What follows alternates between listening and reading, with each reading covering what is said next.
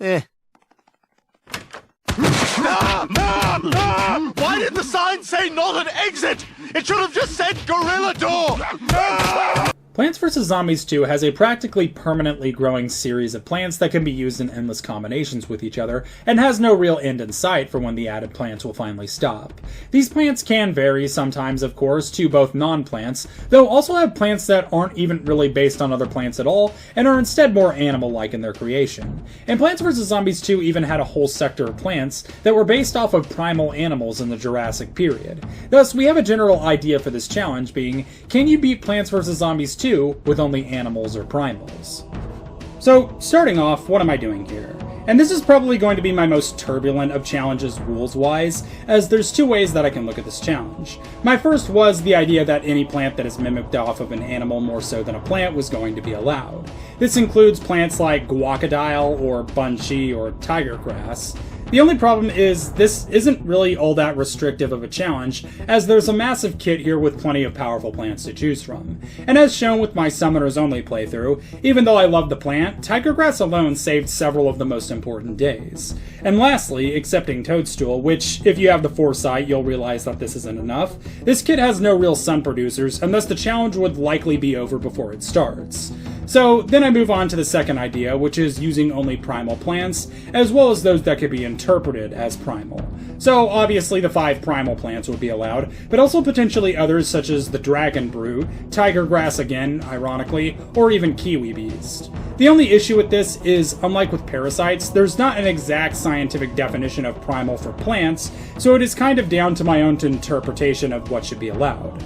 I'm ultimately going to let you all decide how I proceed with this challenge, and more importantly, if this challenge is even worth doing after the first episode, and thus I'm just going to start with the most minimalist plants possible that could divulge in either direction. Further on to the rules, the obvious ones being that I have to use only the allowed plants we agree upon to beat the entire game. The exceptions to this rule being gimmick days like pre-picked plants days, conveyor belt missions, levels where I'm not allowed to use my own plants, zomboss waves, or otherwise missions that don't allow me to pick or use my own plants in a way that would be physically possible to achieve a win. Now on to the rubric tiers of doability. Tier 1 is if I'm able to beat the whole challenge with only animal or primal plants, depending on the viewer's choice, without upgrades, power-ups, or bought plant food, and the challenge is completely doable if I can.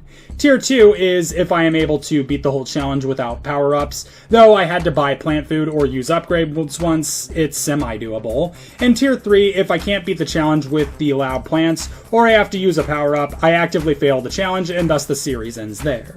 But with all that being said, we got started in ancient Egypt, and I went ahead and chose the first plant that I would personally consider to be allowed, whether I go animals or primals route, and welcomed Kiwi Beast to the team. Now, I've said it before, but it's always worth repeating in that the first 5 days of ancient Egypt are always automatic wins regardless of what you do, as the lawnmowers there respawn forever, making these first 5 days nothing more than glorified training days. The plant we have selected is Kiwi Beast, costing 175 sun, being rather pricey, but making up for it with good AoE damage. Essentially how it works is the Kiwi Beast starts out doing little to no damage, but as it takes damage, both its pulse attack range increases, as well as its damage, up to the point to where a Tier 3 Kiwi Beast, planted in the middle of a lane, can hit all zombies in that whole column. It's not without its downsides, as although the damage and range increases, its health does not, nor does it heal itself in any way, so when it's in its final form, it's also usually at its lowest health. Meaning a good optimal strategy is planting another Kiwi Beast in front of it once it reaches stage 3. All in all though, the Kiwi Beast itself is more than enough to get us through the opening days of ancient Egypt, and its progress didn't have any end in sight either. Our first hurdle in ancient Egypt comes on day 8, predictably with the torch zombie, moving slightly faster and insta-burning most plants. This is a problem for Kiwi Beast, as that means it can really only deal with them with an overwhelming damage in numbers, or by attacking them from another lane altogether. Fortunately, we can also plant food Kiwi Beast, causing it to make 3 heavy attack AoE damage attacks near it, and instantly promoting itself to level 3 damage. This is obviously more than enough to stop the torch zombies, meaning the only real danger that torch zombies pose to us at this point is if they come alone and without plant food, for as long as my Kiwis are upgraded, they don't stand a chance against them. Yes! But I didn't come alone! Remember me, Jake? No. Day 11 is a pre-picked plants wave, so time for some fun facts. Kiwi Beast is a ketamine addict. Day 12 introduced the Pharaoh zombies, which do take a while for the Kiwis to break, but overall it's not that big of a deal. Day 13 is don't plant on the mold colonies, which isn't a factor to us at all, as we are just planting in the middle of the lanes anyways, so we move on without issue. And day 14 was more or less of the same. I could leave a comment about how these Tomb Raiser zombies are a mild inconvenience, but honestly, so far they haven't even been worth mentioning. Day 15 has us protecting 3 endangered sunflowers, but honestly, this is the opposite of a problem for us, as it more or less just enables me to plant more Kiwi Beasts earlier on, eliminating any sort of danger I may have. Day 16 is more or less of just the same, no big deal, no significant issues at all, moving right along. Day 17 had the riveting challenge of not having more than 14 plants, but since it's probably not even mathematically possible to have 14 175 sun plants without sun producers in the allotted time span for this level, this was once again a non-issue. Day 18 was plan your first defense, where we get all of our sun at the start of the day, and we have to set up our plants for the whole day at the very start. Ironically, I did literally no planning and just placed all the Kiwis in front of the wave because I just wanted to finish this as fast as I could, ironically leading me to have to restart because of sandstorms, but after correcting that, we're able to get right through it without any issue. I had a goddamn... Day 19, never have more than 16 plants, and don't plant on Dave's mold colonies. Once again, neither of these affect me in the slightest, so we just effortlessly pass through it. Day 20 was the second Protect the Endangered Sunflowers mission, but this one actually poses a threat with the torch zombies showing up to potentially insta-burn the flowers early on. Fortunately, we can deal with them using an early lawnmower, and once again, we just have some Kiwis upgraded, we're safe and sound. Day 21 has half of our seed slots picked for us, but since we are only using one seed slot at the moment anyways, this largely isn't a factor to us at all. Day 22, once again, 2 restrictions that have absolutely no effect on my current plan placement, so we just breeze right through the day once again.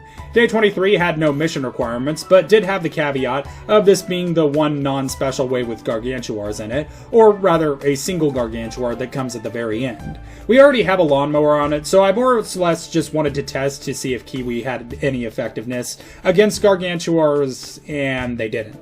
Day 24, Plan Your Defense, which did have the issue of torch zombies, but it also gave me plant food to forcibly buff my Kiwis, so we ended it in quick time anyways. And since Day 25 is the Zomboss wave, we were done with Ancient Egypt, so I violently electrocuted Zomboss for no reason. And moving on to Pirate Seas, usually I would have added a second plant at this point, but I'm waiting until Day 13 so I can let you all make the decision of how we move forward.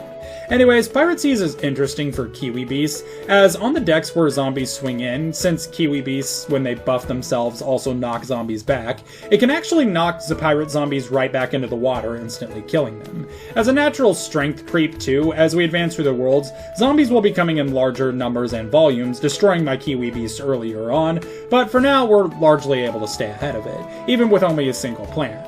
Which, at this point, I'm not gonna lie, I was a little bit surprised, as so far, Kiwi Beasts had been pretty much everything I needed in order to get through all of Ancient Egypt, and so far close to half of Pirate Seas. I've seen a few Can You Beat Plants vs. Zombies 2 with only a single plant challenges, but they didn't really seem fun to me though, but maybe I should run the numbers and see if it can be done with only Kiwi Beast.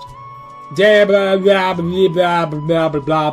9 had nothing of importance, as we had already boiled this down to a science of violently eviscerating zombies with Kiwi Beast sound waves, or shock waves, or whatever he's murdering them with. Day 10 introduced our first potential problem zombie, the Imp Cannon, that they kind of just blast imps over from the other boat, but since we have no way of attacking it, we kind of just wait for them to do the launch, where they blast several imps into our lines. Usually this would be a huge issue for us, but since our only plant is a high health AoE attacker, it's not that big of a deal.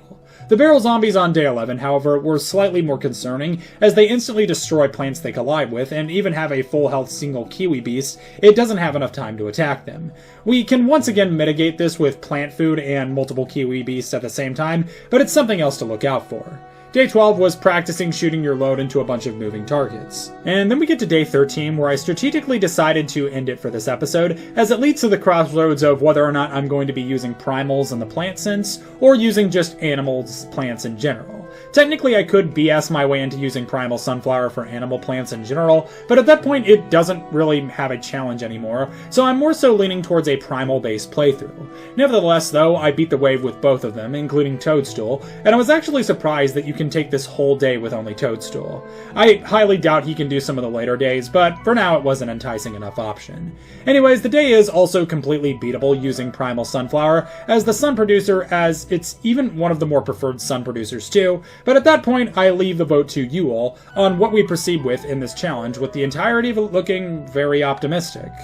Almost too optimistic. I might have to hinder and sabotage myself a few times to keep it interesting. But if you enjoyed this video and you want to see more like it, please leave me a comment down below letting me know your thoughts, as well as what you'd like to see next, both Plants vs. Zombies and otherwise. And if you're new here, please consider subscribing, as among my channels, I upload new long-form content every week, as well as new shorts every other day encapsulating variety content, including challenges, guides, memes, audience participation, playthroughs, and even theories. Also, join the Discord with the link in the description, as well as the pinned comment to become part of the show. With all that being said, thank you again so much for watching, and big thank you to my channel and Patreon members, and I will see you all next time.